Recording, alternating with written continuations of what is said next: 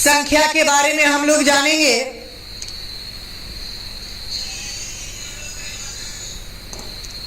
कहता देखिए natural number. Natural number के बारे में आप लोग 6 क्लास में भी पढ़े होंगे, नीचे क्लास में, कि प्राकृत संख्या। आखिर प्राकृत संख्या क्या है? तो जान लीजिए कि गिनती की संख्या को प्राकृत संख्या कहते हैं। जब हम लोग गिनती करते हैं तो जानते होंगे, जब भी गिनती करते हैं तो 1 से गिनती करते हैं। 1 2 3 4 5 इस प्रकार से गिनती करते हैं।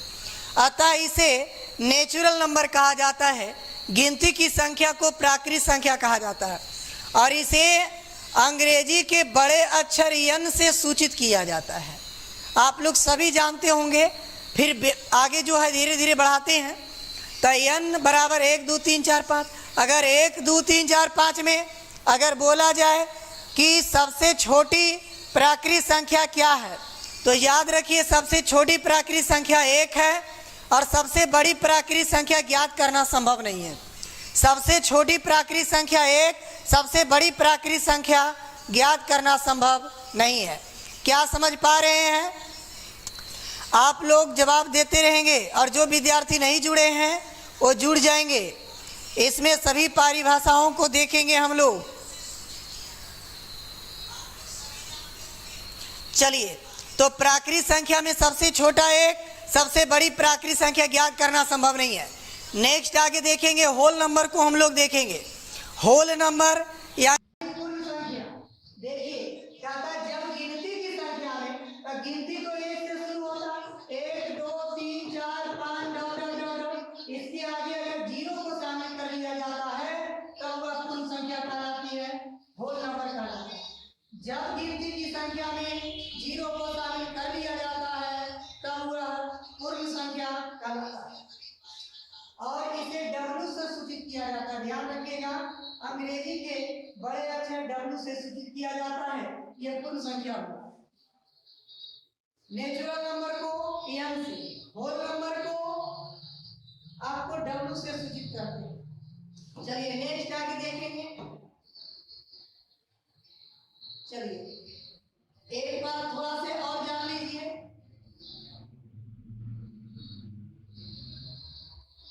देखिए नेचुरल नंबर जो है ना 1 से शुरू होता है, 1 2 3 4 5 6 डॉट डॉट डॉट और इसमें 0 को शामिल कर देते हैं तब ये होल नंबर होता है। देखिए ये पूरा जो है आपका पूर्ण संख्या यानी कि होल नंबर है। और 1 से अगर बात किया जाए तो ये आपका प्राकृत संख्या है।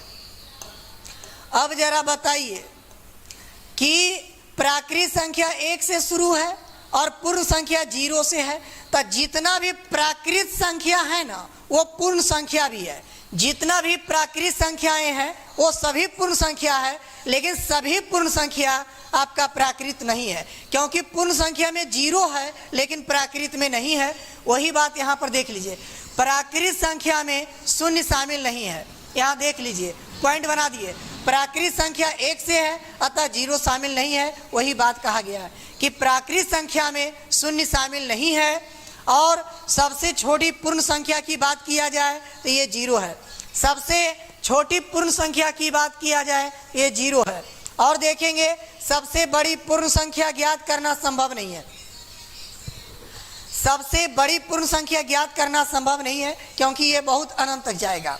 फिर कहता है नेक्स्ट, सभी प्राकृतिक संख्या एक पूर्ण संख्या भी है। जितना भी नेचुरल नंबर एक पूर्ण संख्या है। देखिए प्राकृतिक संख्या पूर्ण है लेकिन सभी पूर्ण 0 है, लेकिन ये प्राकृत नहीं है। वही बात कर रहा है, परंतु सभी पूर्ण संख्या प्राकृत संख्या नहीं है।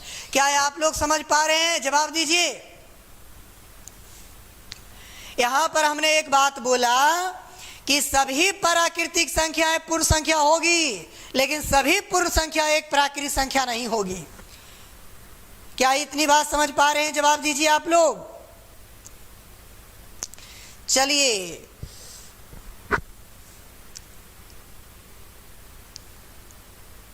क्यों जुड़े हैं?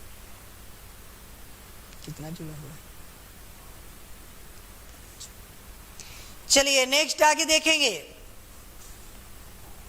अभी देखें कि सभी प्राकृत संख्या एक पूर्ण संख्या है, परंतु सभी पूर्ण संख्या एक प्राकृत संख्या नहीं है। आगे देखिए, कहता जीरो पूर्ण संख्या है जो प्राकृतिक नहीं है। सही बात है, प्राकृत तो एक से शुरू होता है और पूर्ण संख्या जीरो से होता है, तो जीरो पूर्ण है लेकिन प्राकृत नहीं है। जीरो ना तो धनात्मक है ना ही ऋणात्मक है। जीरो ना तो पॉजिटिव है और ना ही निगेटिव है, ये आपका उदासीन नंबर है।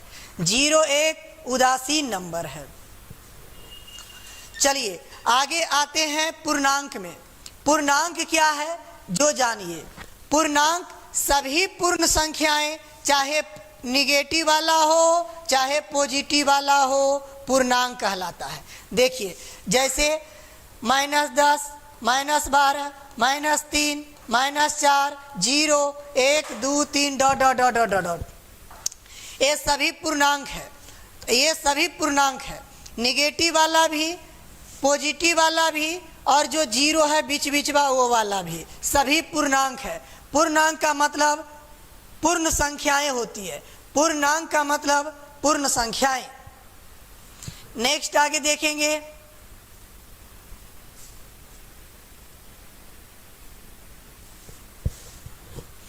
चलिए ऋणात्मक संख्या जीरो से छोटी होती है। अगर -3 की बात किया जाए और जीरो की बात किया जाए तो जान लीजिए निगेटिव में जितना भी नंबर होगा सब जीरो से छोटा होता है, यानी निगेटिव वाला से जीरो वाला ही बड़ा होता है। निगेटिव वाला नंबर से जीरो वाला बड़ा होता है। चलिए कोई अभी जुड़े हैं, कौन है? Ranjit Kumar, good morning sir बोल रहे हैं। चलिए गुड मॉर्निंग।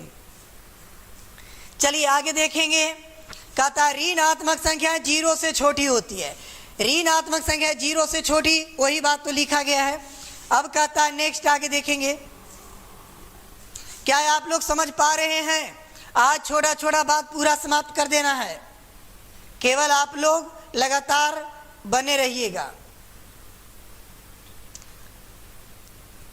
नेक्स्ट आगे देखिए, कहता है कि यदि 2 या 2 से अधिक ऋणात्मक संख्या हो, यदि 2 या 2 से ज्यादा ऋणात्मक संख्या, तब देखे में जो बड़ा लगेगा वो अन्य संख्या से छोटा होता है। जैसे देखिए -5, -10, -15, एकरा में देखे में सबसे बड़ा तो -15 है, लेकिन यह सबसे छोटा होगा। कह रहा है ऋणात्मक में रहेगा, निगेटिव में कोई नंबर रहेगा तब देखे में जो बड़ा रियल में छोटा, देखे में बड़ा रियल में छोटा। चलिए अब यहाँ देखिए -8, -10, -12 और जीरो में सबसे बड़ा, तो देखिए जी एकरा में तो जीरो ही सबसे बड़ा होगा, क्योंकि कह दिए हैं देखिए जीरो से छोटी होती है कौन? ऋणात्मक संख्याएं, तो इसमें सबसे बड़ा जीरो हो गया। आइए अब आप लोग बच्चे में पढ़े भी होंगे इवेन नंबर, सम संख्या। अब जानना है कि सम संख्या आखिर क्या है, तो देख लीजिए सम संख्या वैसी संख्या जो 2 से पूरा पूरा कट जाए, वैसी संख्या जो 2 से पूरा पूरा कट जाए सम संख्या कहलाती है। ये सब देखे होंगे आप लोग, जानते भी होंगे। चलिए जिस प्राकृतिक संख्या के अंतिम अंक 0, 2, 4, 6, 8 हो सम संख्या होगा। अगर बड़ा बड़ा नंबर रहेगा केवल लास्ट वाला नंबर देख के बता देंगे कि सम संख्या। जैसे देखिए 938, लास्ट में 8 है ना, समझ गए सम संख्या है। यानी जो 2 से कट जाए वो सम संख्या और जो नहीं कटे वो विषम संख्या होती है। जो 2 से कट जाए सम, ना कटे विषम। सम, अब देखेंगे सम संख्या के व्यापक रूप 2m होता है, यानी 2 के गुणज में होता है। यही बात बताना चाहता है, व्यापक रूप जो 2m होता है। अब देखेंगे 2m कैसे है। देखिएगा जितना भी सम संख्या होगा वो 2m के रूप में लिखा जा सकता है। 2m के रूप में कैसे? देखिए 2m है ना, तो देखिए m के जगह अगर आप 0 रखिएगा, 2 को 0 से गुना करेंगे 0, एक इवेन नंबर है। 2 को 1 से गुना करिएगा, 2 भी एक इवेन नंबर है, यानी सम संख्या।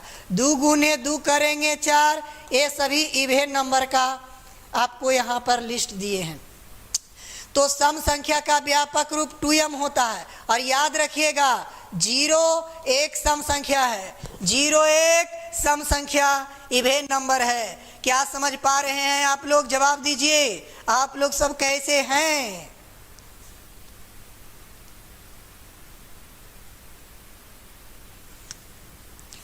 चलिए, समझ पा रहे हैं? आवाज क्लियर है ना? जरा जवाब दीजिए आप लोग। आप लोग कुछ बोल नहीं रहे हैं, एकदम शांत पड़े हैं आप लोग। चलिए, आवाज क्लियर है ना? कोई बोलिए, आवाज तो क्लियर है। चलिए, गौतम बुद्ध कहाँ गए?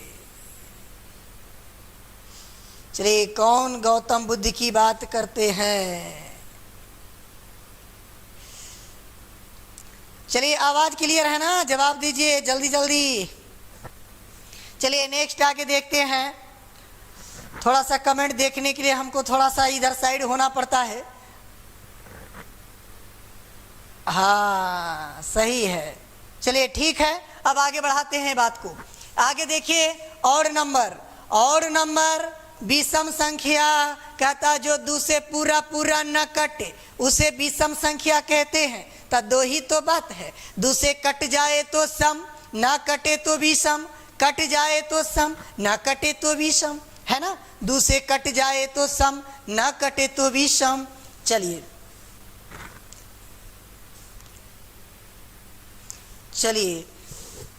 नेक्स्ट आगे देखेंगे। अब ये देखिए, 2 से ना कटे वाला आपका 1 है, 3 है, 5 है, 7 है, 9 है, 11 है। ये सभी विषम संख्याएं हैं। ओके, और इसका जो व्यापक रूप होता है 2m + 1 होता है। देखिए, अगर m के जगह 0 लीजिएगा तो 2 गुने 0 + 1 करिएगा तो 2 गुने 0 0 + 1 आपका 1 आ जाएगा। 2 गुने 1 करिए + 1 करिए तो 2 1 2, 2 और 1 3, ये आ जाएगा। ये सभी विषम प्राप्त हो जाएगा। खाली m के जगह पर 0 रखना होगा, 1 रखना होगा, 2 रखना होगा। इस प्रकार से आगे चलिए। रंजीत कुमार बोल रहे हैं, आप कैसे हैं सर? चलिए, ठीक है, अच्छे हैं। नेक्स्ट आगे देखेंगे।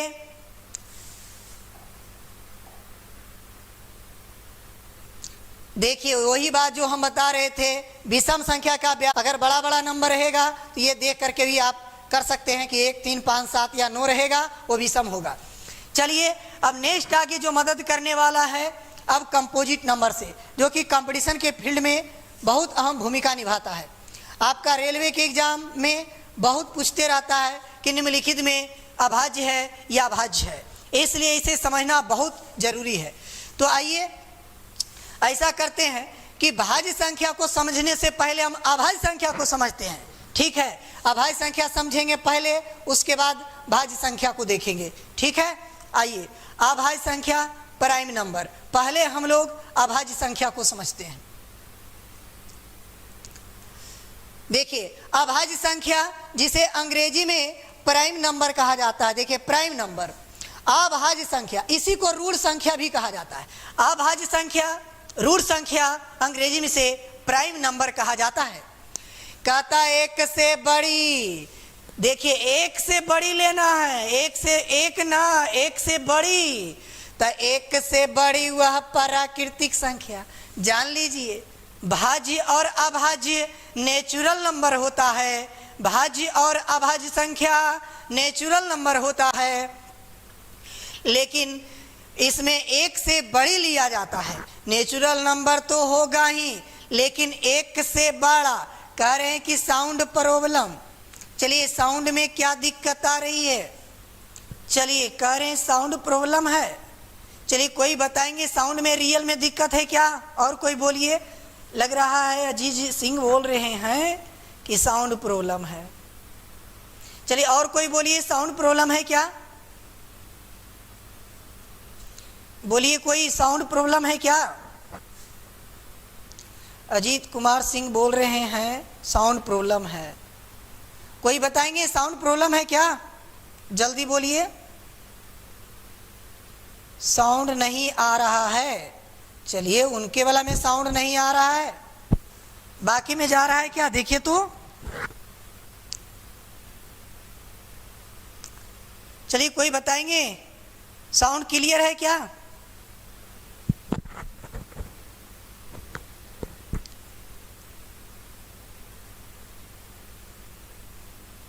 चलिए जल्दी बोलिए, साउंड में दिक्कत है।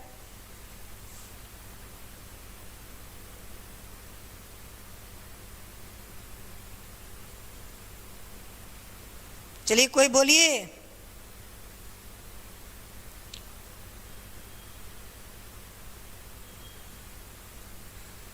चलिए, साउंड की बात हम पूछ रहे हैं कि साउंड है या नहीं, समझ में आ रहा है? बहुत बढ़िया।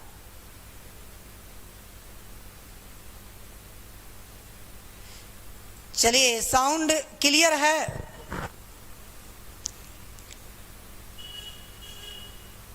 आवाज जा रहा है ना? चलिए आगे देखिए।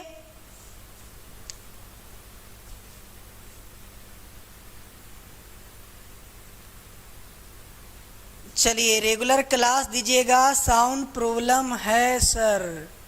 चलिए, साउंड प्रॉब्लम है, क्या साउंड प्रॉब्लम आ रहा है?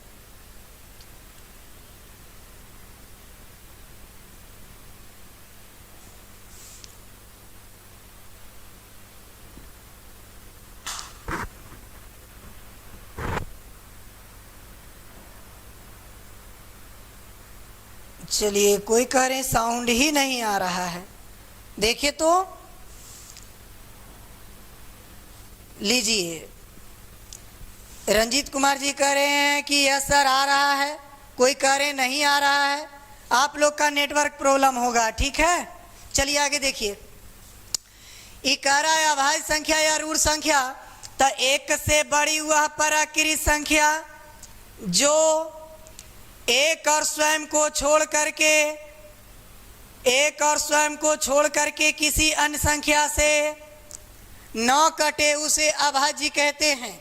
अभाज्य संख्या जो एक और स्वयं को छोड़ करके किसी अन्य संख्या से ना कटे उसे अभाज्य संख्या कहते हैं। देखिए, एग्जाम्पल लेते हैं दो। एक नहीं लेंगे क्योंकि एक से बड़ी बोल रहा है, एक से बड़ी कहता है तो एक तो नहीं लेंगे। अब दो से शुरू करेंगे। कहता एक स्वयं को छोड़ के किसी अदर से ना कटे, तो दो तो एक से कटेगा और दो से कटेगा, किसी और से नहीं कटेगा। अतः दो अभाज्य संख्या है। इसी प्रकार से तीन को देखिए, एक से कटेगा, तीन से कटेगा, किसी और से नहीं कटेगा, केवल दुइये गो से कटेगा, केवल दो ही नंबर से कटेगा। एगो एक से, एगो सेल्फ से, एगो स्वयं से कटेगा, एक स्वयं से और एक से कटेगा, तो समझिएगा वो अभाज्य है, ठीक है। इसी प्रकार पाँच को जरा देखिए, एक से कटेगा, पाँच से कटेगा, किसी और से नहीं कटेगा, अतः अभाज्य है। सात को इसी प्रकार एक से कटेगा, सात से कटेगा, इस प्रकार से देख लीजिए। तो एक ना तो भाज्य है ना ही अभाज्य, याद रखिएगा। एक ना तो भाज्य है, ना तो भाज्य है और ना ही अभाज्य है। एक ना तो भाज्य है और ना ही अभाज्य है। और सबसे छोटी अभाज्य संख्या दो है। देखिए, दो सबसे छोटी अभाज्य संख्या यहाँ लिखा हुआ है। सबसे छोटी अभाज्य संख्या दो है, सबसे छोटी अभाज्य संख्या दो है। और दो ही एक ऐसा सम संख्या एकलौता है ये ब्रह्मांड में, दो एकलौता सम अभाज्य है। अभाज्य संख्या में दो के अलावे कोई और सम नहीं है, यानी कि दो के छोड़ करके बाकी टोटल अभाज्य संख्याएं विषम है। देख लीजिए, यही लिखा हुआ है, दो एकमात्र सम संख्या है जो कि अभाज्य है। अभाज्य संख्या के मात्र 2 गुणनखंड होते हैं।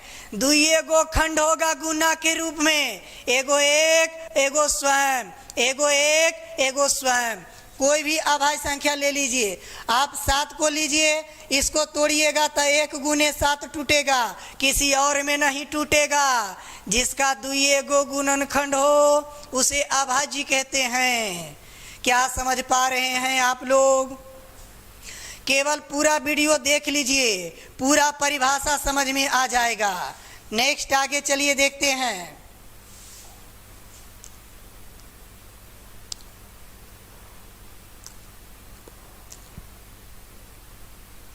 देखिए, एक ना तो भाज्य है ना ही अभाज्य, हम पहले ही बोल चुके हैं।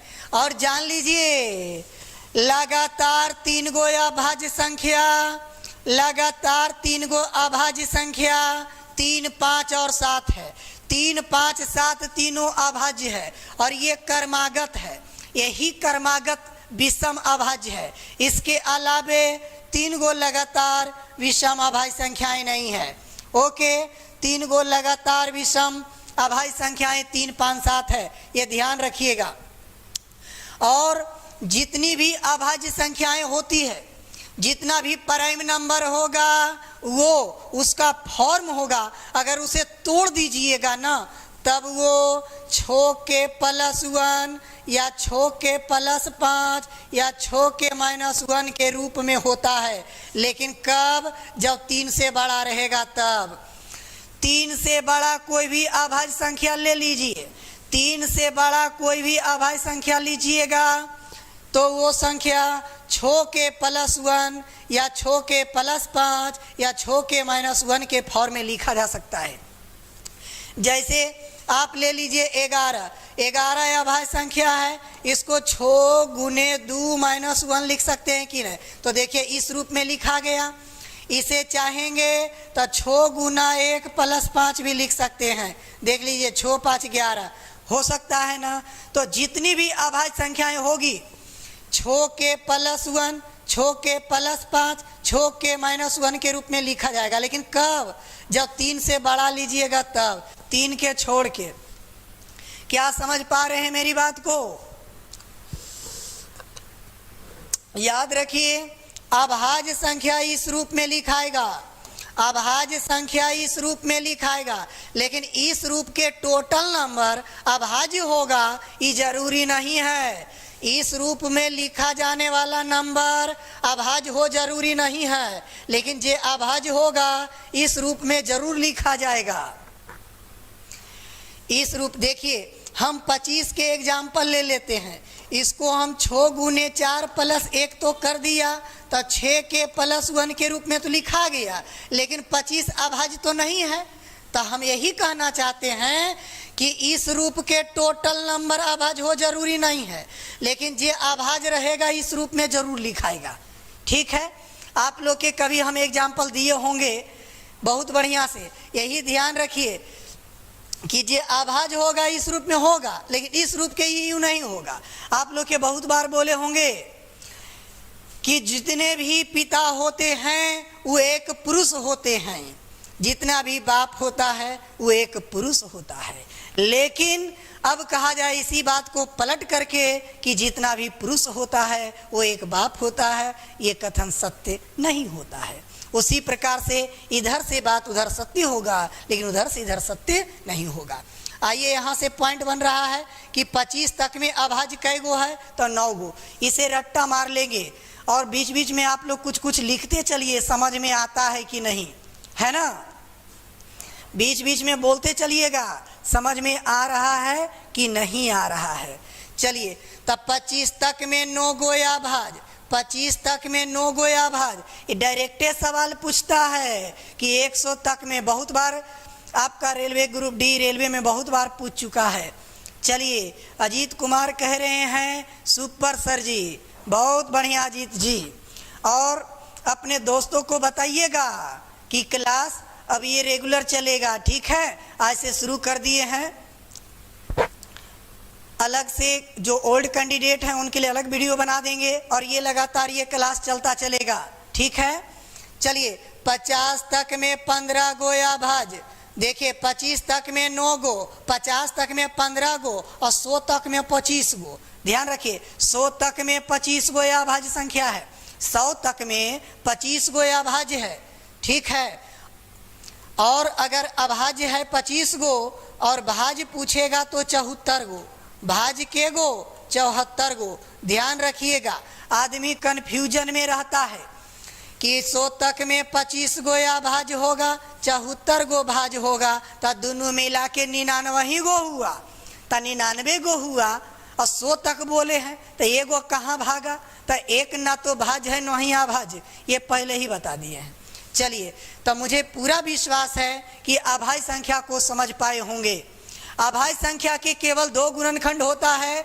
अगर कोई पूछे अभाज्य संख्या के टोटल भाजकों की संख्या कितनी है, तो केवल 2 गो होता है, 2 ही भाजक होता है। आप अभाज्य संख्या के परिभाषा को ऐसे भी बोल सकते हैं कि वैसी संख्या जिसके सभी भाजकों की संख्या केवल 2 हो, है ना।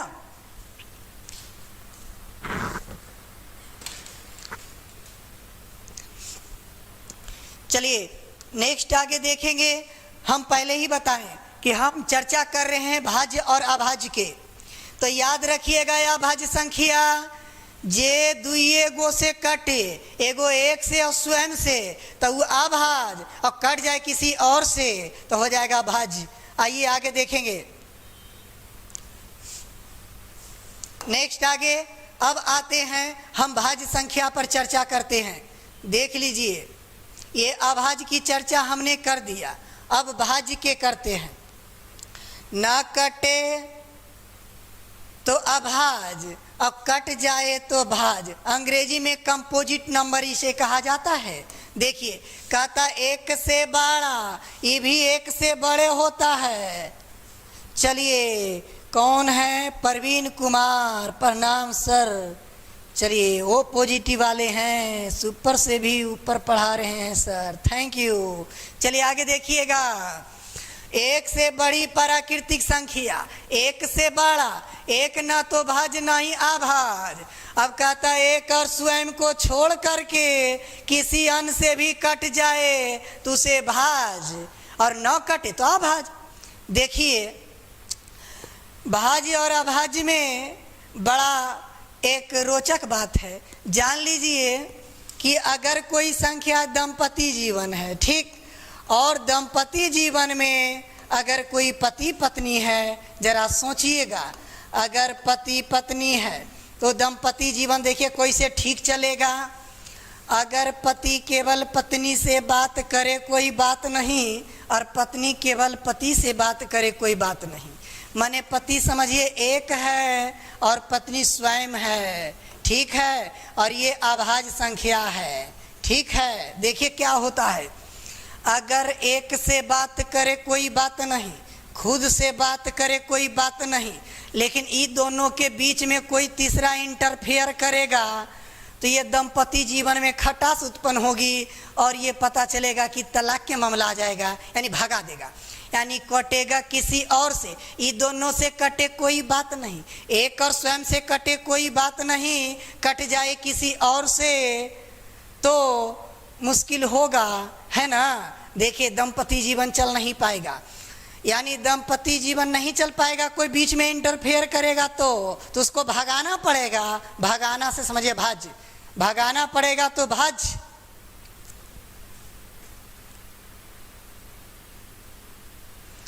चलिए प्रवीण जी कह रहे हैं फेस यहाँ नहीं दिख रहा है। चलिए कोई बात नहीं, आवाज़ जा रही है ना, फेस से क्या लगा है, फेस तो यही है। चलिए आगे देखिए, तो एक से बात करे कोई बात नहीं, खुद से करे कोई बात नहीं, तीसरा कोई इंटरफेयर करेगा तो बड़ा मुश्किल होगा, यानी कि अभाज्य नहीं बल्कि भाज्य हो जाएगा। ये वही है, कह रहा एक स्वयं के छोड़ के, ये दोनों परमानेंट है, कट जाए किसी और से उसे भाज्य कहते हैं या यौगिक संख्या कहते हैं। यहाँ देखिए वैसी संख्या जिसके भाजकों की संख्या कम से कम 3 गो हो, यानी किसी और से कम एगो कटे के चाहिए, किसी और से एगो से और कटेगा तो भाज्य, नहीं कटेगा तो अभाज्य।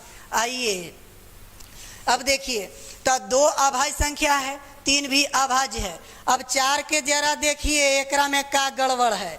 1 से तो कटवे करेगा, 4 से तो कटवे करेगा, अजी दोनों से कटे कोई बात नहीं। दिक्कत तो हो रहा है कि बेचारा दुइयों से कट रहा है। कटवे किसी और से तो भगाइवे न करेंगे, भगाइवे करेंगे माने भाज होगा। यहू देखूं 1 से कटे कोई बात नहीं, 6 से कटे कोई बात नहीं, लेकिन मुश्किल बेचारा का हो गया कि 2 से भी कटे लगा, 3 से भी कटे लगा। अब ये दंपति जीवन नहीं चलेगा, ये हो गया भाज।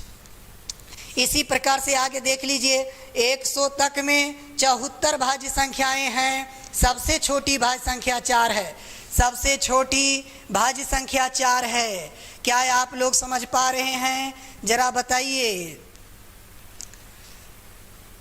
क्या ये दोनों में दिक्कत, भाज्य और अभाज्य में कोई समस्या है तो बोलिए जरा। भाज्य और अभाज्य में कोई समस्या है तो बोल दीजिए।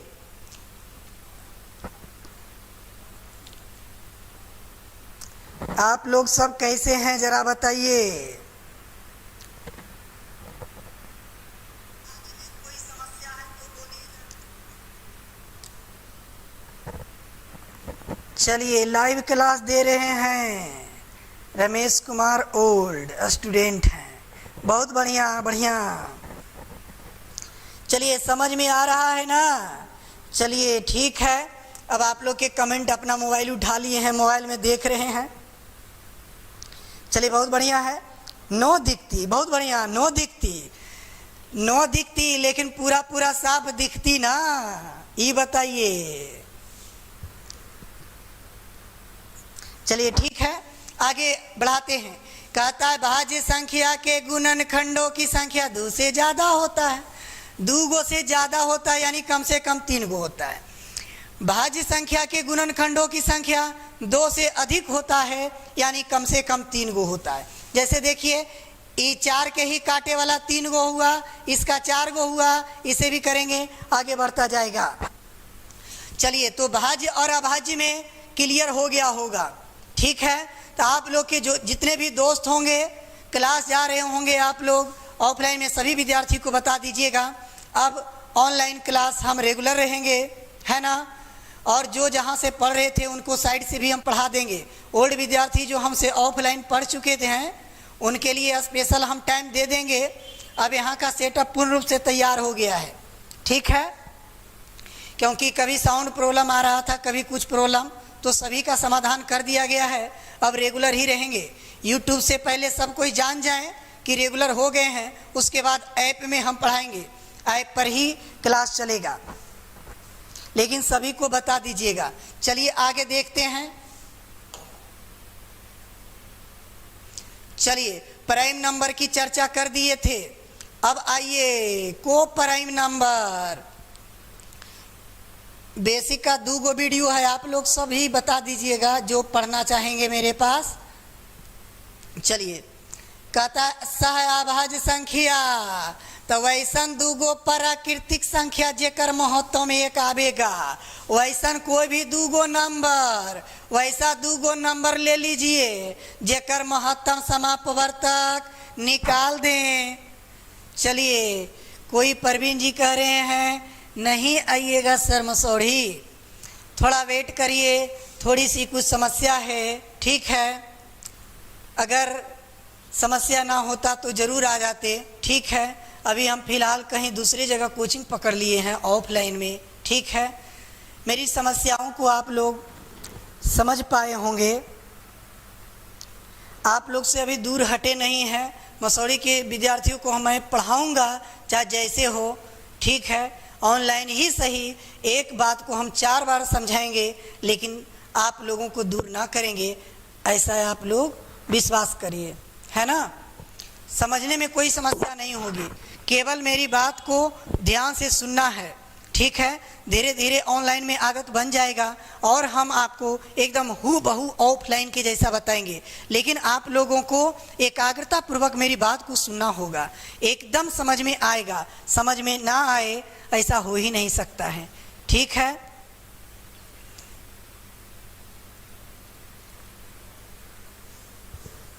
चलिए आगे देखिए, को प्राइम नंबर के बारे में बोले, वैसी दो प्राकृतिक संख्या जिसका मस्सा एक हो सहअभाज्य संख्या का युग्म कहलाती है। तो 2, 3 ये दोनों के मस्सा एक, अतः ये आपका अब ए को प्राइम नंबर हो जाएगा। को प्राइम नंबर, ये भी को प्राइम, ये भी को प्राइम। वैसा कोई भी दूगो नंबर, वैसा कोई भी दूगो नंबर जेकर मस्सा, जिसका मस्सा, चलिए मस्सा एक आवेगा, को प्राइम नंबर कहलाएगा। चलिए तो को प्राइम नंबर समझ पाए, कोई भी दो नंबर ले लीजिए ना, 10 ले ला और एक आप ले लीजिए 21, देख लीजिए ये दोनों हालांकि भाज्य संख्या है लेकिन मस्सा एक है ना, इसीलिए को प्राइम होगा। को प्राइम होगा क्योंकि ये मस्सा एक है। मस्सा अगर एक तो ये को प्राइम कहलाता है। और जान लीजिए इसको असहभाज्य भी कह सकते हैं, असहभाज्य संख्या। ओके, सहअभाज्य कहिए चाहे असहभाज्य कहिए। अब नेक्स्ट आगे देखिएगा, अब आगे बताते हैं, अब आगे आ रहा है परिमेय संख्या के बारे में। तो आइए परिमेय संख्या को देखिए क्या है। परिमेय संख्या रेशनल नंबर। परिमेय संख्या भी छांटने के लिए एग्जाम में पूछता है कि निम्नलिखित में कौन परिमेय है और कौन अपरिमेय है। तो कहता एक पूर्णांक को दूसर पूर्णांक से, लेकिन दूसरा पूर्णांक तो लिया लेकिन शून्य के छोड़ के, शून्य ना लिया, ठीक है ना। एक पूर्णांक के दूसर का से भाग देना है लेकिन 0 ना से भाग ना दिया ना, गड़बड़ हो जाएगा। भाग देने पर जो लघुत्तम रूप प्राप्त होता है उसे परिमेय संख्या कहते हैं। ये परिभाषा हो गया रेशनल नंबर का।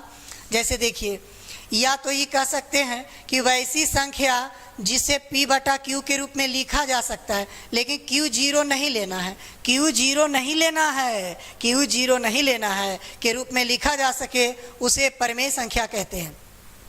जैसे देख लीजिए 3/5, तो ये भी पूर्णांक है, ये भी पूर्णांक, लेकिन नीचे 0 नहीं लीजिएगा। 0 लीजिएगा तो सब मामला गड़बड़ हो जाएगा, है ना। तो ये परिमेय है। 4 है तो इसका भी कुछ ना नीचे 1 है, अतः ये P/Q के रूप में हो गया, अतः ये भी परिमेय है। और 0 की बात करें, यहाँ भी कुछ नहीं नीचे 1 है, अतः ये भी परिमेय संख्या है। तो परिमेय संख्या P/Q के रूप में लिखा जा सकता है। ओके, और आगे देखेंगे कि इसके कुछ गुण है। इन गुणों को देखिए। आगे कहता है परिमेय संख्या जो होती है P/Q के फॉर्म में होता है। देखिए परिमेय संख्या, यहाँ पर देखिए परिमेय संख्या P/Q के रूप में होता है लेकिन P और Q सहअभाज्य होना चाहिए। सहअभाज्य इसके पहले बताए को प्राइम, यानी P और Q का मस्सा, इसका जो मस्सा होना चाहिए 1 होना चाहिए। परिमेय संख्या में P/Q के रूप में हो लेकिन ये दोनों का मस्सा 1 होना चाहिए, मस्सा 1 होना चाहिए। चलिए आगे कहता है यदि परिमेय संख्या, यहाँ पर देखिए छूट गया है, यहाँ पर PDF में कन्वर्ट किए हैं, कुछ कुछ छूट गया, फॉन्ट हटा गया है। कहता है यदि P/Q परिमेय संख्या है तब P और Q में 1 के अलावा कोई अन्य संख्या उभयनिष्ठ नहीं होना चाहिए, यानी P और Q का मस्सा 1 होना चाहिए। ये दोनों बात एक ही कह रहा है। 0 परिमेय संख्या है। 0 के बारे में जान लीजिए, ये परिमेय संख्या है। 0 परिमेय संख्या है। 0 परिमेय संख्या है यानी रेशनल नंबर है। आपसे कोई पूछे कि 0 परिमेय है कि अपरिमेय, तो कहिए परिमेय, जानते हैं। अच्छा लास्ट में एक बात बताएंगे और, इकारा कोई भी पूर्णांक ले लीजिए और 0 से भाग दीजिएगा, ये अपरिभाषित हो जाएगा, अनडिफाइंड हो जाएगा। 0/0 अनडिफाइंड हो जाएगा, समझ पा रहे हैं ना, यानी अपरिभाषित अर्थहीन हो जाएगा। और कोई नंबर लीजिए और 0 से भाग दीजिए तो ये अनंत कर दीजिएगा, ठीक है, और ये अनडिफाइंड करिएगा। चलिए आगे देखिए, सभी पूर्ण संख्या की चर्चा हम कर चुके हैं, प्राकृतिक भी चर्चा कर चुके हैं, पूर्णांक के भी चर्चा कर दिए, सम संख्या भी कर दिए, विषम भी कर दिए, भाज्य संख्या का भी चर्चा किया, अभाज्य का भी चर्चा कर दिया। सभी एक परिमेय संख्या है। जान लीजिए सभी परमेय है, परमेय है, परमेय। ठीक है, अब जरा देखिए, आपको इसे अब समझाने के लिए एक एग्जाम्पल लिखते हैं। अभी देखिए, जितना ये सब देख रहे हैं, पूर्ण से लेकर के, देखिए पूर्ण संख्या से लेकर के जिसको हम घेर रहे हैं, देख लीजिए। ठीक है, ये वाला देख ला, ये वाला ऐसे देखिए, पूर्ण संख्या, प्राकृतिक संख्या, पूर्णांक, सम संख्या, विषम संख्या, भाज्य संख्या, अभाज्य संख्या एक परमेय है। आइए, लेकिन जो परमेय होगा, जो परिमेय होगा, कोई जरूरी नहीं कि ई होगा। देखिए इधर वाला ई टोटल पूर्ण संख्या, प्राकृतिक, पूर्णांक सब, ये सब है परिमेय होगा, ये टोटल परिमेय होगा। लेकिन ये परिमेय जो रहे, इस सब में से कोई हो जाए, कोई जरूरी नहीं है। आइए, आपको इसको हम थोड़ा से और विस्तृत करते हैं ताकि ज़्यादा समझ में आएगा। चलिए, हम यहाँ पर खाली स्थान में समझा रहे हैं। ठीक है, देखिए पूर्ण संख्या है ना, देखिए ये पूर्ण लिए हैं, ये वाला को अभी नहीं देखिएगा। ठीक है, ये ना देखिए, ये आगे वाला के आगे आगे है, यहाँ देखा। पूर्ण संख्या, प्राकृत संख्या, देखिए प्राकृत संख्या, पूर्णांक, सम संख्या, विषम संख्या, देखिए सम, विषम, भाज्य, अभाज्य, ये जितना भी नंबर मैं लिख रहा हूँ, ये टोटल एक परमेय है। देख लीजिए, ये टोटल परमेय है। इसमें सवाल बड़ा सुंदर सुंदर बनता है। चलिए, जॉनसन जी कह रहे हैं लेट हो गए, कोई बात नहीं। चलिए, तो जितना भी पूर्ण संख्या होगा एक परमेय होता है। जितना प्राकृत सब परमेय, पूर्णांक परमेय, सम परमेय, विषम परमेय, भाज्य संख्या परमेय, अभाज्य संख्या परमेय। अब एक बात बताइए, आप लोग जैसा कि जानते होंगे, अगर हम एग्जाम्पल ले ले बकरी, ले ले गाय, ले ले भैंस, देखिए यहाँ तीनों को ले रहे हैं, ये सभी जानवर हैं जैसा कि आप लोग जानते होंगे। देखिए, तो हम कहेंगे सभी बकरी जानवर है, बात सत्य होगा। सभी गाय जानवर है, बात सत्य होगा। सभी भैंस जानवर है, ये भी सत्य होगा। लेकिन एक उल्टा बोलिए कि सभी जानवर बकरी है, तो बात देखिए गड़बड़ हो जाएगा ना।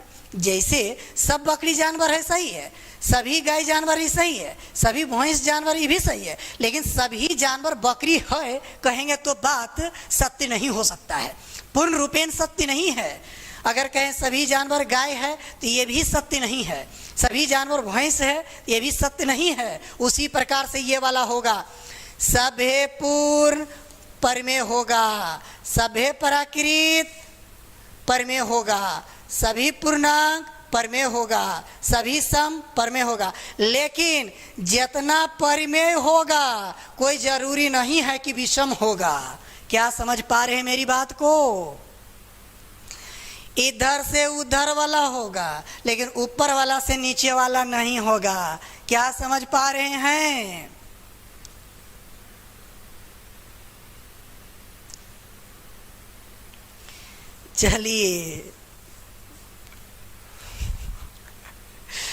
चलिए, हम जो समझाना चाह रहे थे समझ पाए।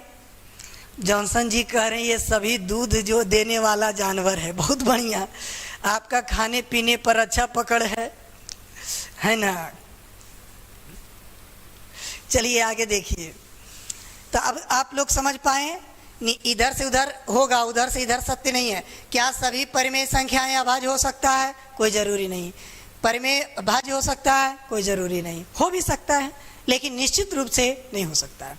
चलिए अब आगे समझिए, मुझे पक्का विश्वास है कि पूरा समझ गए होंगे। अब आइए इरेशनल नंबर। अब इरेशनल नंबर क्या है जरा देखिए। अपरिमेय संख्या, परिभाषा देना बड़ा आसान है। अ माने होता है नो ही, आ माने क्या होता है? नो ही, और परिमेय माने जो परिमेय नहीं है। बड़ा आसान है, देखिए परिभाषा देना। जो संख्या परिमेय नहीं है उसे अपरिमेय कहते हैं। कितना आसानी से निकल गए है ना। टीचर लोग तो बड़ा आसानी से निकल जाते हैं कि जो पर में ना है वो आप पर में है ना। अब पर में के बोलता तो कहता जो आप पर में नहीं है वो पर में, यही तो होगा। चलिए, तो परिभाषा देना तो बड़ा आसान है, लेकिन अब इसको समझना। तो जो संख्या पर में नहीं है तो जानना तो ये है ना कि पर में कौन नो है, पर में कौन नहीं है, ये जानना पड़ेगा ना। तो आइए, वैसी संख्या जिसे p/q के रूप में नहीं लिखा जा सके उसे अपरिमेय संख्या कहते हैं। ठीक है, अपरिमेय संख्या। चलिए, एक बात और आप लोग को हम बता देना चाहेंगे। देखिए, परिमेय जो होता है ना, परिमेय का शाब्दिक अर्थ अगर कहिए तो जिसे मापा जा सके, जिसे मापा जा सके। और अपरिमेय की बात किया जाए, ठीक है, अपरिमेय की बात किया जाए तो जिसे मापा ना जा सके, जिसे मापा ना जा सके।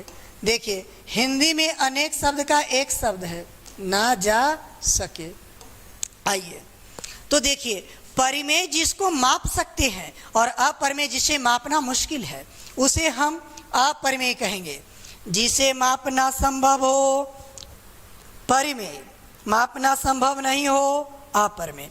चलिए, अब तो अपरिमेय जिसे मापना संभव नहीं है, आगे एग्जाम्पल देंगे, समझ जाइएगा कि अपरिमेय कौन है। और अपरिमेय को छाट लीजिएगा और बाकी जो बच जाएगा उपरिमेय हो जाएगा। अपरिमेय छाटे के तरीका बता देंगे और जो बच जाएगा वो आपका परिमेय हो जाएगा। तो चलिए, खोज करके निकाली गई पहली अपरिमेय संख्या √2 है। याद रखिएगा, खोज करके निकाली गई पहली, खोज करके निकाली गई पहली अपरिमेय संख्या √2 है। चलिए, नेक्स्ट आगे देखेंगे। क्या आप लोग समझ पा रहे हैं? मुझे पक्का विश्वास है कि आप लोग समझ रहे होंगे, लेकिन एक बार सभी विद्यार्थी जितने जुड़े हैं सब एक बार बढ़िया से कह दीजिए समझ रहे हैं कि नहीं।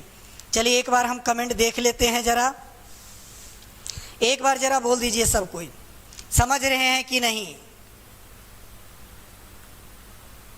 एक बार जितने भी जुड़े हैं सब बोल दीजिए समझ में आ रहा है कि नहीं आ रहा है। उसके बाद आगे मैं चर्चा कर रहा हूं। चलिए, एक बार सब बोलिए समझ में आ रहा है कि नहीं। जितने भी जुड़े हैं सब बोलिए। 1 मिनट का टाइम दे रहे हैं।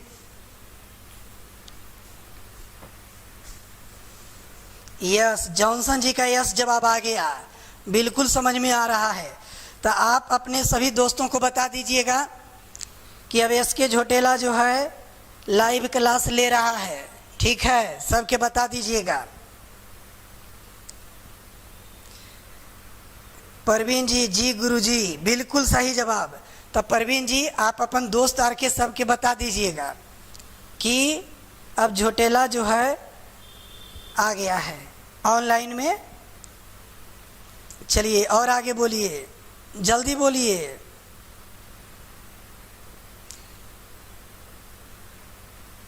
जल्दी जल्दी बोलिए, समझ में आ रहा है कि नहीं, जल्दी बोलिए।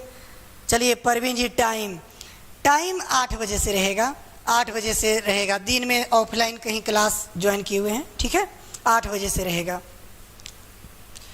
आज भी ये वीडियो बनाए थे, वीडियो ही बना के डालने वाले थे, लेकिन साउंड क्लियर ना रहने के कारण जो है गड़बड़ा गया। 1 घंटा का टाइम मेरा लैप्स हो गया पहले, फिर लगातार लाइव ले लिए। ये वीडियो हम पूरा बना चुके थे कि डाल देंगे, लेकिन गड़बड़ा गया है थोड़ा सा, एडिट करने में साउंड ही नहीं आ पाया था, इसलिए डबल मेहनत करना पड़ गया। तो लाइव क्लास ले रहे हैं। जॉनसन जी कह रहे हैं नहीं सर, दोस्त को नहीं बताना चाहिए पढ़ाई के बारे में, नहीं तो उन लोग पढ़ लेंगे सारे। चलिए, सही बात, आप तो स्वार्थी हैं। चलिए, सब एक दूसरे के हाथ खींचे। आप पैर खींचने के फेर में रहते हैं, है ना। हाथ खींचिए, सब एक दूसरे के बढ़ेंगे, कभी किसी का पैर ना खींचें। आप लोग सुने होंगे कि भला किसी का कर ना सको तो बुरा किसी का ना करना, सुने होंगे, थोड़ा ध्यान दीजिएगा। है ना। चलिए अभी तक इतना ही जुड़े हैं ला कि बहुत के लिखना ही नहीं आता है। चलिए आइए तो अब आगे देख लेते हैं। विकास कुमार कह रहे हैं यस, बहुत बढ़िया, ठीक है आगे देख लेते हैं। अब कमेंट पर ध्यान हटाते हैं, ठीक है। खोज करके निकाली गई पहली अपरिमेय संख्या √2 है। कहता जिस संख्या का पूरा पूरा वर्गमूल 9 निकले, देख ला 3 के पूरा पूरा वर्गमूल निकलेगा नहीं, 3 के पूरा पूरा वर्गमूल नहीं निकलेगा। चलिए अभिषेक जी जुड़ गए हैं। अभिषेक जी आप मसौरी ही हैं ना, बताइएगा, जुड़ गए हैं। चलिए बहुत बढ़िया, अच्छे हैं आप। चलिए ठीक है, कमेंट में लिखिएगा, हम देख लेंगे। चलिए √3 3 का पूरा पूरा वर्गमूल नहीं निकलता है, इसीलिए ये अपरिमेय है। जिसका पूरा पूरा वर्गमूल, घनमूल, चाहे कोई भी मूल, ठीक है, वर्गमूल घनमूल कोई भी मूल पूरा पूरा न निकले उसे अपरिमेय संख्या कहते हैं। चलिए अभिषेक जी बहुत बढ़िया, बहुत बढ़िया, ध्यान से मन से पढ़िएगा, ठीक है। आगे देखिए पाई अपरिमेय संख्या है। ए जी पाई जे चिन्हवा है ना, ये चिन्हवा ध्यान दिया, बड़ा कन्फ्यूजन होवा है। पाई जो चिन्ह है वो अपरिमेय है, पाई चिन्हवा अपरिमेय, पाई चिन्हवा अपरिमेय, और 22/7 परिमेय, 22/7 परिमेय, 22/7 परिमेय है। यहाँ छूट गया, यहाँ 22/7 रहना चाहिए। ई चिन्ह अपरिमेय है, देख ला, ई चिन्ह जो है अपरिमेय है। ई क्या है तो एक्सपोनेंशियल कांस्टेंट है। और जान लीजिए ई का वैल्यू आप लोग के पता होगा, ई का वैल्यू 2.71828 होता है, दशमलव के बाद 5 अंकों तक। परवीन जी सही बात बोल दीजिएगा। तो दशमलव के बाद अंक निश्चित स्थान तक हो तो परिमेय संख्या होती है। देख लीजिए दशमलव के बाद अंक निश्चित 3.25 है ना, तो दशमलव के बाद तो निश्चित हो गया, अतः ये परिमेय, यह निश्चित परिमेय, यह निश्चित परिमेय, यही डॉट डॉट डॉट में रहेगा अपरिमेय। और जानिए रेकरिंग वाली संख्या परिमेय होती है। देखिए अगर 2.34 इसके ऊपर रेकरिंग रहे, रेकरिंग जानते होंगे है ना जी। चलिए तो रेकरिंग वाला परिमेय, रेकरिंग वाली संख्या परिमेय होती है, रेकरिंग वाला है ना, रेकरिंग आवर्त जिसे बोला जाता है। चलिए नेक्स्ट आगे देखते हैं। आप लोग के समझ में नहीं आवेगा जरूर बोलिएगा, और आप लोग ही बताइएगा कि ऑनलाइन का प्रोसेस मेरा कैसा रहेगा। ऑनलाइन में विद्यार्थी हमसे पढ़ने में सक्षम होंगे कि नहीं, ये आप लोग जरूर बताइएगा, ठीक है। चलिए रेकरिंग वाला को बार ब्रैकेट या 2 बिंदु द्वारा दिखाया जाता है।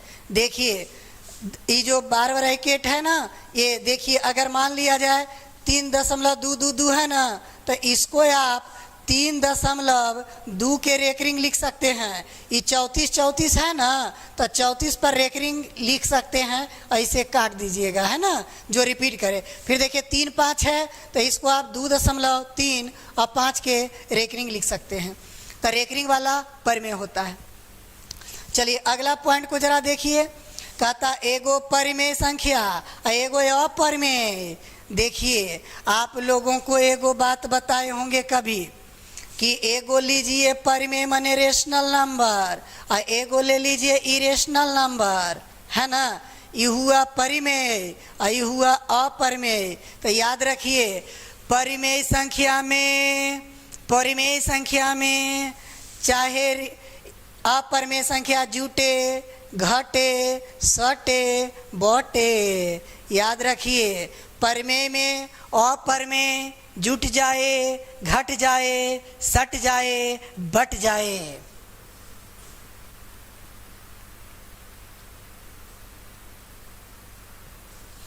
चलिए लेकिन उसे P/Q के रूप में बदला जा सकता है। जॉनसन जी, रेकरिंग वाला को P बटा Q के फॉर्म में बदल दिया जाता है, ठीक है। ये जो है नॉन टर्मिनेटिंग एक नंबर होता है। नंबर के बारे में और चर्चा करेंगे, जब रेकरिंग पढ़ाएंगे तो हम क्लियर कर देंगे, ओके। अभी केवल इतना जानिए, रेकरिंग वाला जो नंबर है वो परमेय होता है। चलिए, तो अब यहाँ पर परमेय संख्या में आप परमेय जूटे, घटे, सटे, बटे, तो अपरमेय से पोटे, याद रखिएगा। वही बात बता रहा है कि परमेय संख्या अपरमेय के जोड़ेंगे, घटाएंगे, गुना करेंगे, और एगो भागो वाला बात समझ जाइए। आप परमेय सदैव नहीं लिखिएगा, सदैव में डाउट है, ठीक है। आप परमेय संख्या होती है लेकिन सदैव नहीं होगा। देखिए, गुना भाग में सदैव नहीं होता है। जैसे अपवाद है वो, अगर 0 परमेय ले लीजिए और एगो अपरमेय संख्या ले लीजिए ये वाला, तो 0 को √3 से गुना करिए तो देखिए ये परमेय हो जा रहा है। ये जनरली हमने बताया कि परिमेय को अपरमेय से जोड़े, घटाएं, सटाएं, बटाएं, वो अपरमेय से होगा, लेकिन 0 के साथ ऐसा नहीं होगा। इसलिए अपवाद है ये, 0 वाला ले लीजिएगा तो परमेय हो जाएगा। खाली गुना भाग के लिए अपवाद है, गुना भाग में ये लागू नहीं होगा, जोड़ घटाव में लागू होगा। चलिए, तो मुझे पक्का विश्वास है समझ पाए होंगे मेरी बात को। चलिए, तो 2 गो परमेय संख्या के बीच में अनंत परमेय संख्या होती है। 2 गो रेशनल नंबर ले लीजिए तो 2 गो अपरमेय संख्या के बीच में अनंत परमेय संख्याएं होती है। 2 गो परमेय संख्या कोई भी लीजिए, ओकर बीच में अनंत परमेय होता है। अगला बात देखेंगे, 2 गो अपरमेय संख्या के बीच में अनंत परमेय होता है। 2 गो अपरमेय भी ले लीजिए तो उसके बीच में अनंत परमेय, और 2 गो परमेय भी लीजिए उसके बीच में के गो तो अनंत परमेय होगा। आगे देखिए क्या कह रहा है कि 2 गो संख्या के गुना करिए और भाग दीजिए तो परमेय भी हो सकता है, अपरमेय भी हो सकता है। 2 गो संख्या के गुणनफल, तो संख्या तो परमेय भी है, अपरमेय भी है, अतः वो परमेय भी हो सकता है, अपरमेय भी हो सकता है। देखिए, मैथ जो है थोड़ा लॉजिकल सेक्शन है, इसीलिए लॉजिकली पढ़ना होगा, है ना, तर्क करना होगा। चलिए आगे देखेंगे, तो 2 गो संख्या गुना करिए चाहे भाग दीजिए तो परमेय हो सकता है या अपरमेय हो सकता है। मैंने ये निश्चित नहीं कहिएगा कि परमेय होता है, अपरमेय भी हो सकता है और परमेय भी हो सकता है। लेकिन अगर 2 गो परमेय लिख दिया, फिक्स कर दिया परमेय, इसको जोड़ेंगे, घटाएंगे, गुना करेंगे, भाग करेंगे तो हमेशा परमेय होगा। देखिए, 2 गो परमेय लीजिए, 2 गो रेशनल नंबर लीजिए, अब ये दोनों को जोड़ दीजिए, घटा दीजिए, गुना कर दीजिए, भाग कर दीजिए, तो ये जो है हमेशा परमेय होगा। नेक्स्ट आगे देखेंगे, 2 गो अपरमेय संख्या को जोड़िएगा। देखिए, 2 गो अपरमेय को जोड़िएगा, चाहे घटाइएगा, गुना करिएगा, चाहे भाग दीजिएगा, तो ये देखिए परमेय वाला में तो परमेय हुआ, तो आपके मन में लगेगा कि 2 गो अपरमेय को करेंगे तो क्या अपरमेय होगा? सदैव अपरमेय हो जरूरी नहीं है, और परमेय भी हो जरूरी नहीं है। यानी अपरमेय भी हो सकता है और परमेय भी हो सकता है। जब 2 गो अपरमेय को जोड़ेंगे, घटाएंगे, गुना करेंगे, भाग करेंगे तो अपरमेय भी हो सकता है और परमेय भी हो सकता है।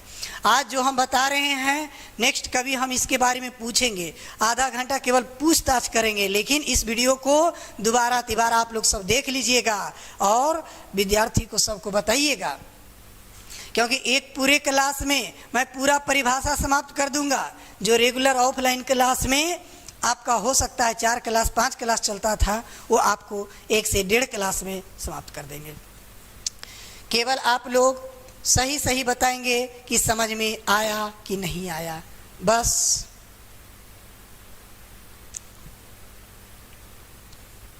चलिए, अब यहाँ से आपको एक बात जानना है। देखिए,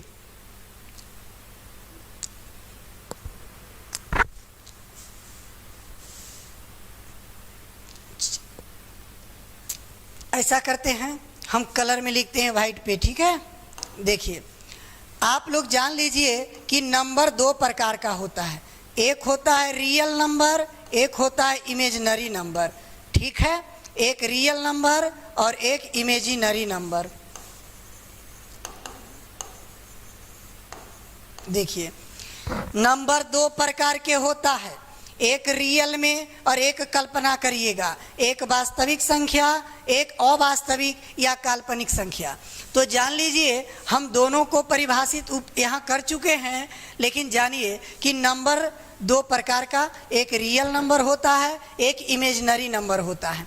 तो इमेजिनरी नंबर क्या है, तो रूट के भीतर जो निगेटिव वाला होता है ना, वो इमेजिनरी होता है।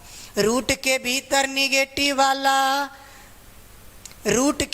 निगेटिव वाला रहेगा तो वो जो है आपका इमेजिनरी नंबर होता है। जैसे अंडर रूट माइनस रूट 2 लिख दिया, ठीक है।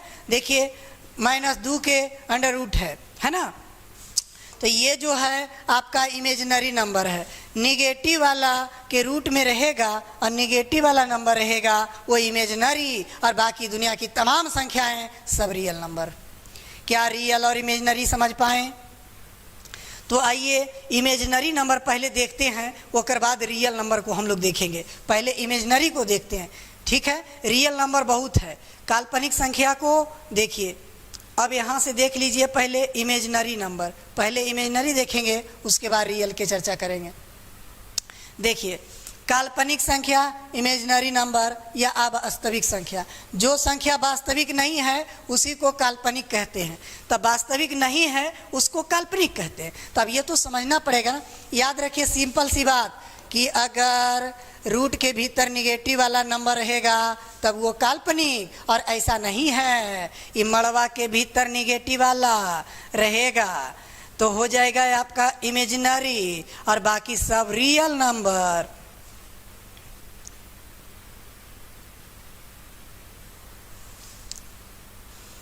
चलिए आर कुमार कह रहे हैं एक कलर नहीं दिख रहा है सर जी। चलिए ठीक है, एक कलर नहीं दिख रहा है, दिखा देते हैं। एक काला है, चलिए देखिए कोई बात नहीं। इकारा तो निगेटिव वाला में रहेगा, रूट के भीतर निगेटिव में रहेगा तो काल्पनिक। जैसे अगर देख लीजिए -√7 के रूट है तो ये इमेजिनरी नंबर होगा। देखिए, और इमेजिनरी नंबर को आई से सूचित करते हैं, ठीक है। इमेजिनरी नंबर को आई से सूचित करते हैं। और जानिए आई क्या है, तो -1 के जो वर्गमूल होता है ना उसी को आई से सूचित करते हैं। -1 के रूट को आई से सूचित करते हैं। देखिए यहाँ लिखल है -1 के आई से इंडिकेट करते हैं, इसको आयोटा पढ़ते हैं, है ना। और ये स्क्वायर करिएगा तो देखिए स्क्वायर करेंगे तो ये स्क्वायर हो गया तो रूटवा हट न गया, तो आई स्क्वायर का मान -1 होता है। आई स्क्वायर का मान -1 होता है। आई क्या है, तो इमेजिनरी नंबर, इसे आयोटा पढ़ा जाता है। आई का अर्थ क्या होता है, अगर कोई पूछ दे कि आई का अर्थ क्या है, तो आई का अर्थ है नामुमकिन। आई का अर्थ क्या है, नामुमकिन।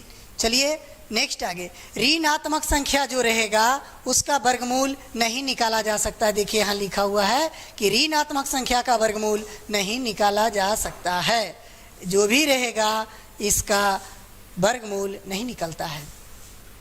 अब देखेंगे फिर कहता है काल्पनिक संख्या को संख्या रेखा पर नहीं दिखा जा सकता है। देखिए square root of negative number is called imaginary number. देखिए यहाँ एग्जांपल दिया हुआ है काल्पनिक संख्या का। क्या काल्पनिक संख्या समझ पाए?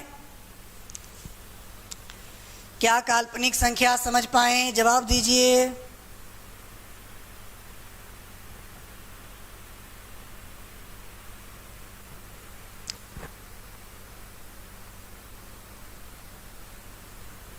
बोलिए। चलिए अब इमेजिनरी नंबर आप लोग समझ पाए होंगे, अब दिखाते हैं रियल नंबर। तो देखिए रूट के भीतर जो निगेटिव में रहेगा, रूट के भीतर जो निगेटिव में रहेगा वो इमेजिनरी होता है, और बाकी छोड़ दीजिएगा तो सभी आपका रियल नंबर हो जाएगा। तो देख लीजिए रियल नंबर में कौन कौन, अगर देखिए आपसे पूछे -4 के वर्गमूल, तो -4 के वर्गमूल तो नहीं होता है। इसको आप ऐसे लिख सकते हैं ना, -1 गुना 4 लिख सकते हैं, तो 4 का वर्गमूल 2, तो 2 गुना माइनस ऐसे लिख सकते हैं।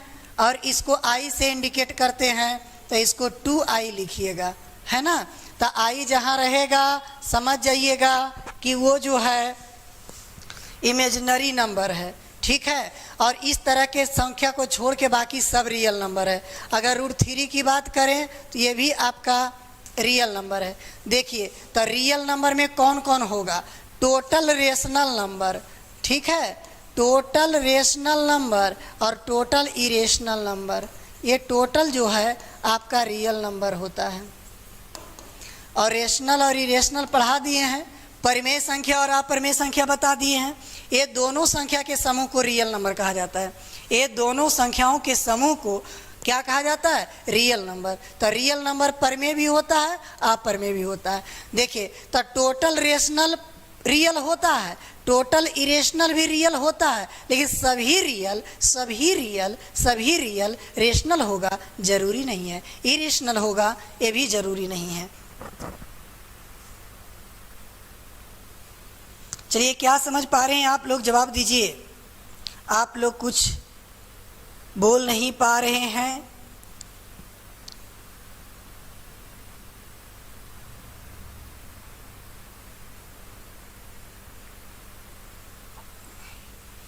चलिए तो यहाँ पर अब देखेंगे परिभाषा को।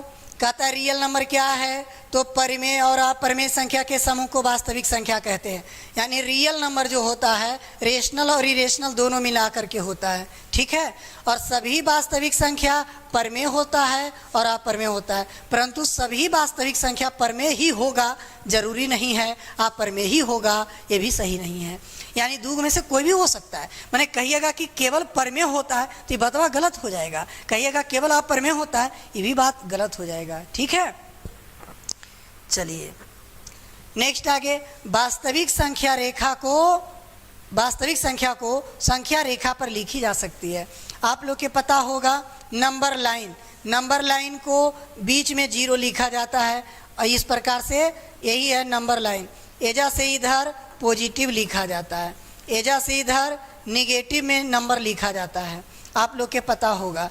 और ये बीच में ये जो है उदासीन हवा है ना, तो देखिए एजा से न पॉजिटिव, एजा से न निगेटिव।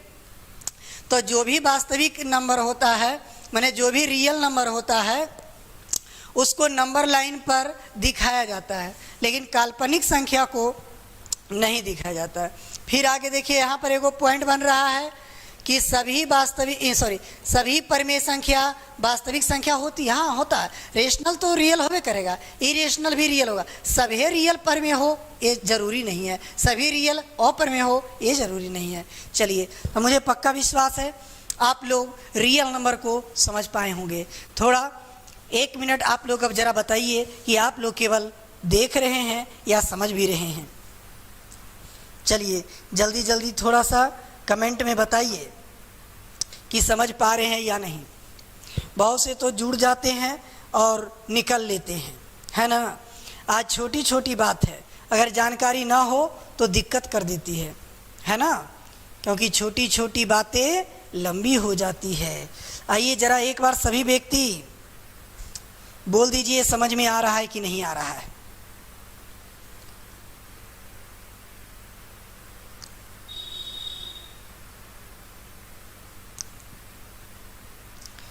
चलिए जल्दी जल्दी बोलिए।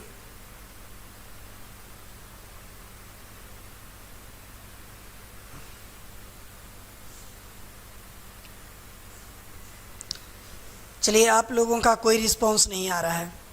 चलिए आगे देखते हैं, बढ़ाते हैं।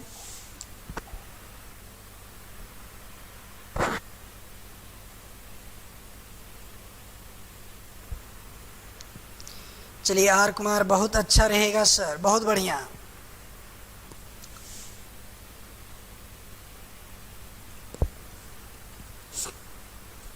चलिए देखिए आगे है कॉम्प्लेक्स नंबर, सम्मिश्र संख्या।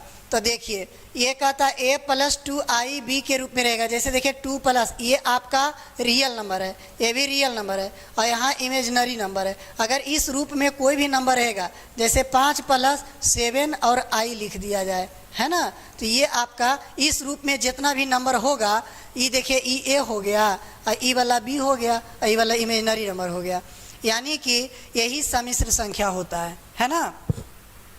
चलिए तो सम्मिश्र संख्या समझ पाए होंगे। देखिए परिभाषा लिखा है, a प्लस आई बी के प्रारूप की एक संख्या जहाँ a और b रियल नंबर हो, एक सम्मिश्र संख्या को परिभाषित करती है।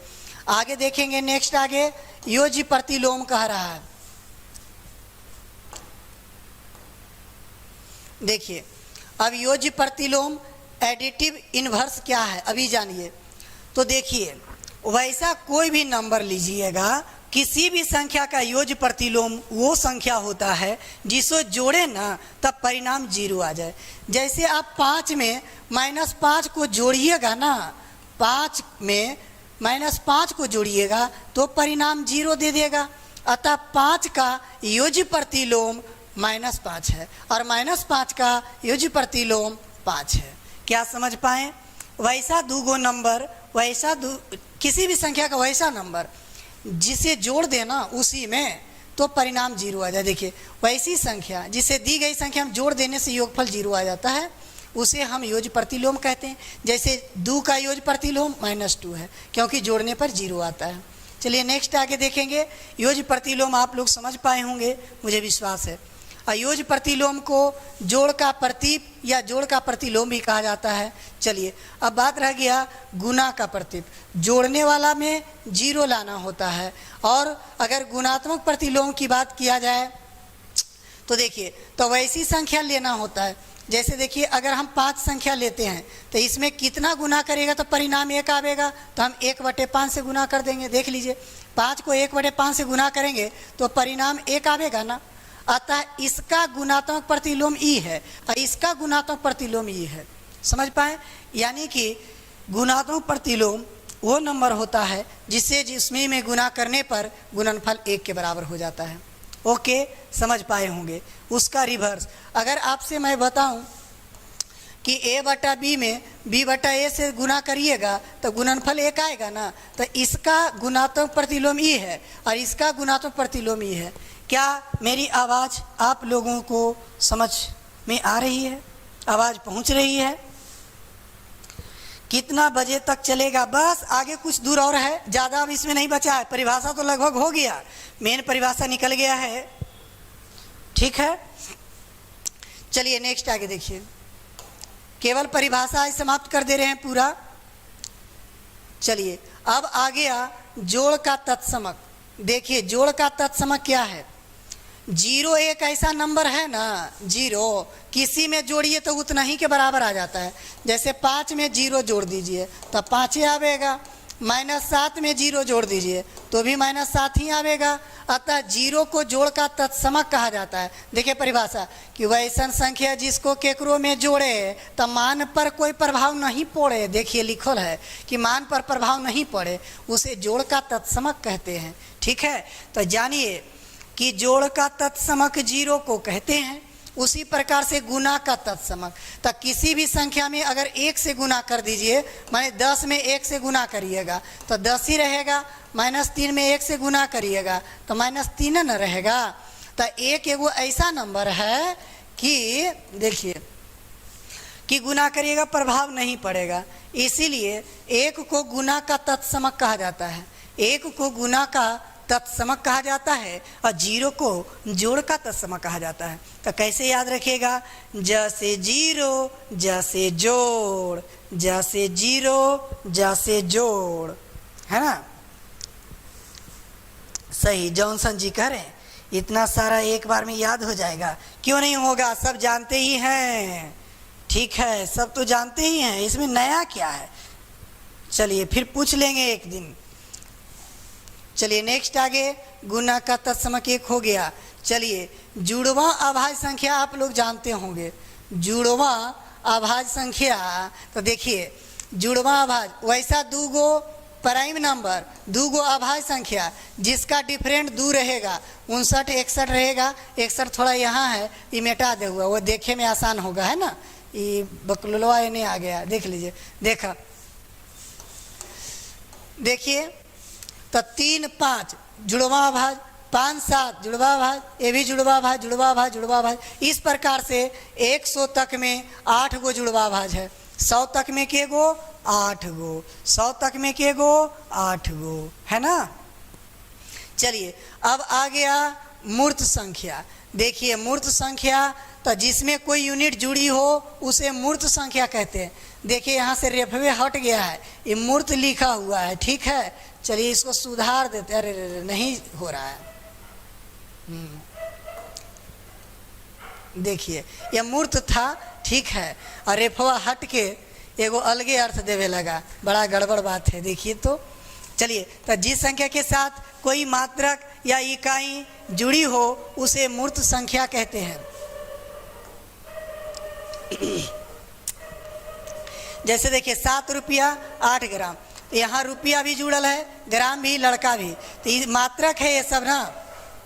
अगर मात्रक जुड़ा हो तब मूर्त और जुड़ा नहीं हो तो अमूर्त कहलाता है।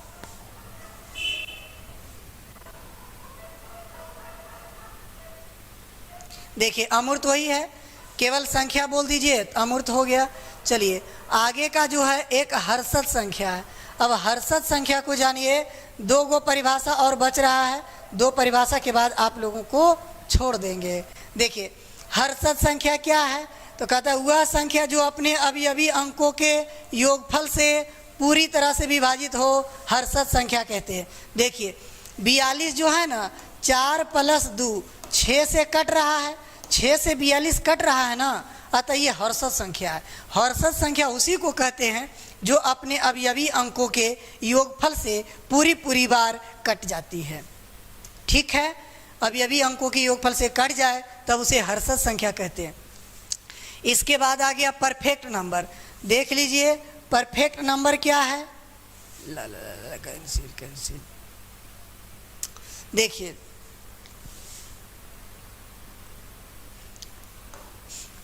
अब आ गया संपूर्ण संख्या। संपूर्ण संख्या जानना बहुत जरूरी है। परफेक्ट नंबर पर भी पूछते रहता है निम्नलिखित में संपूर्ण संख्या कौन है। देखिए इस पर सवाल जो भी है इस पे बता दिया गया है। तो कहता वह ऐसी संख्या जिसके सभी भाजकों का योगफल उस संख्या के दुगना हो उसे संपूर्ण संख्या कहते हैं। देखिए भाजक तो जानते होंगे, 6 के काटने वाली संख्या भाजक। अगर 6 के भाजक लीजिए तो 1 2 3 6 और सब के जोड़ दीजिएगा तब 12 आवेगा। तो 12 आवेगा, इसका ही दुगना हो गया ना, इसीलिए 6 एक परफेक्ट नंबर है। परफेक्ट नंबर उस संख्या को कहते हैं जिसके सभी भाजकों का योगफल, देखिए 6 के अपवर्त के या भाजक का योगफल 1 + 2 + 4 नहीं होगा, गलती से टाइप हो गया है, ठीक है। देखिए ये गलती है। तो 1 + 3 + जो भाजक है सबको जोड़िए तो 12 आया, जो 6 का दुगना है, अतः 6 जो है एक परफेक्ट नंबर है। इसी प्रकार 28 को जोड़िएगा तो ये 56 आ जाएगा, ठीक है। 56 आएगा, यहाँ लिखा हुआ है वहीं पर लिख दिए हैं, जो 28 के दुगना है, अतः 28 भी आपका एक संपूर्ण संख्या है, परफेक्ट नंबर है। 1 से लेकर 100 तक में 2 गो संपूर्ण संख्या है। 1 से लेकर 100 तक में 2 गो परफेक्ट नंबर है। और देखिए परफेक्ट नंबर कौन कौन है, यहाँ लिखा हुआ है। 6 हो गया, 28 हो गया, 496 हो गया, 8128 हो गया। चलिए यहाँ पर 4 गो आपको एग्जाम्पल दे दिया गया है जो कि परफेक्ट नंबर है। इसके सभी भाजकों को जोड़िएगा तो आपका योगफल दुगना होगा। चलिए कह रहे समझ रहे हैं सर, बहुत बढ़िया। चलिए नेक्स्ट आगे देखेंगे।